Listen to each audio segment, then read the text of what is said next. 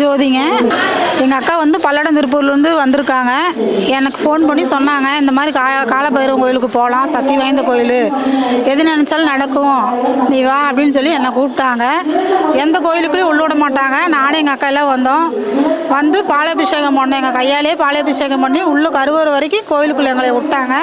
இது நாள் வரைக்கும் நான் எந்த கோயிலுக்குள்ளேயும் அந்த மாதிரி போய் பாலாபிஷேகம் பண்ணதே கிடையாது. இதுதான் ஃபஸ்ட் டைமு. இது என் மனசுக்கு ரொம்ப திருப்தியாக இருக்குது. இங்கே வந்ததுனால என்னோட கஷ்டமெல்லாம் தீர்ந்துரும்னு நான் நினைக்கிறேன். ஒரு நம்பிக்கையோடு தான் நான் வந்திருக்கேன். எல்லாருமே சொல்கிறாங்க, இந்த கோயிலில் போய் எது நினச்சி நீ வேண்டினாலும் நடக்கும், நீ போ, உன் கஷ்டம்லாம் தீர்ந்துரும் அப்படின்னு சொல்லி சொன்னாங்க. அதனால் வந்தோம். நாங்கள் நேராகவே இந்த சாமிஜி நேராகவே பார்த்தோம்.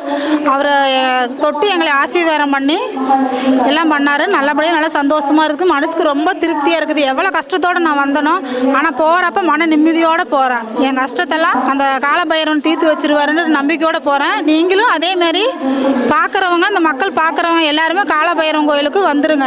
வந்து நீங்கள் நினச்சது கும்பிட்டு போனீங்கன்னா கண்டிப்பாக காலபைரவன் நம்மளுக்கு நல்ல வழி காட்டுவார்.